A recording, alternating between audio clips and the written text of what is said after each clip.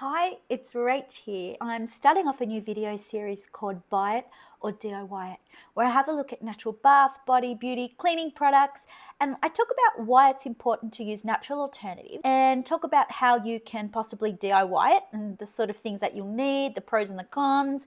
And for those people who are busy, flat out, and who don't have time to do DIY, I'll talk about how you can buy it. So today I'm going to kick off with having a look at lip balm. If you're anything like me, you have hundreds of lip balm everywhere, in every room of the house, beside the bed, beside the computer. Heck, I even find them inside my pockets when I do washing. So I use lip balm all the time. The skin on our lips is super thin and it's more susceptible to the elements than any other part of the body. Like winter, you have cold, icy winds and they can crack. And in summer, you've got the sun, the sand, the salt, and of course, dehydration. So why is it important to use a natural lip balm? Well, the idea is what goes on goes in. So what goes on our skin goes into our system. If we're putting things on our lips, of course it's going to end up in our body. I mean, it's close to the mouth, so we're going to ingest it. So it's important to use a lip balm that's as natural as possible. So conventional lip balms, so ones that you'll find, in the supermarkets or in the chemist, these have a whole host of ingredients that can be harmful to our health. So some of these lip balms will have things like a petroleum derivative. So they might have something like a mineral oil or petroleum jelly. They may have parabens in them. Typically they'll be fragranced, so they'll have a smell, they'll have a flavor, even colors. A lot of these ingredients, like I said, are not good for our health, and some of them can even be endocrine disruptors. So if we're putting this stuff on our lips, it's going to go in our system because what goes on goes in. So let's start with DIY.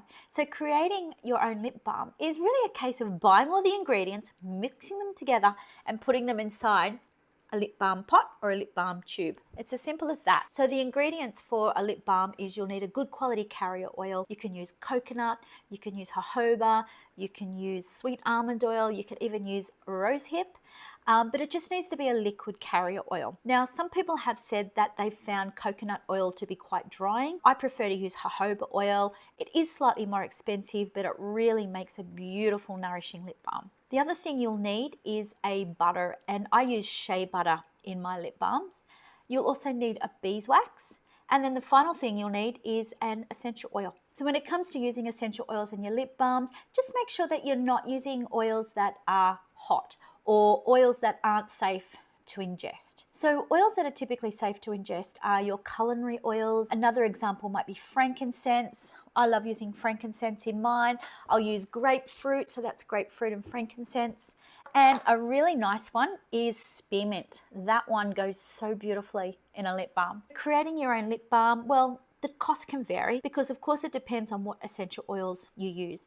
If you're going to put frankincense in it, frankincense is a more expensive oil versus if you're going to use grapefruit or even spearmint. Once you buy all your tubes, you buy your carrier oil, your beeswax and all your ingredients, you're looking at it being around about $2, $2.50 for a beautiful natural lip balm. So that's pretty good versus the $4, $5, $6 that you might pay for your conventional lip balms. So if you're thinking that you'd like to create your own lip balm, I have made a video which shows you all the steps and all the ingredients. Look, I'll pop it in the comments or in the description below so you can check it out if it's something that interests you. If there is a downside to creating your own lip balms, there's probably two things. One is, of course, it takes time, but the other thing as well is the cleanup can be a little bit messy. Melted beeswax, when it dries, it can be really difficult to clean up. So if you are making your own DIY, just make sure that you don't use your good utensils or your good bowls. So DIYing it is pretty easy. Once you've got the ingredients, it's really cost effective. It's probably the best way to go about it if you're looking for a natural option. But the reality is sometimes we just don't have the time to be creating stuff. We might not have the room, we might not have the ingredients,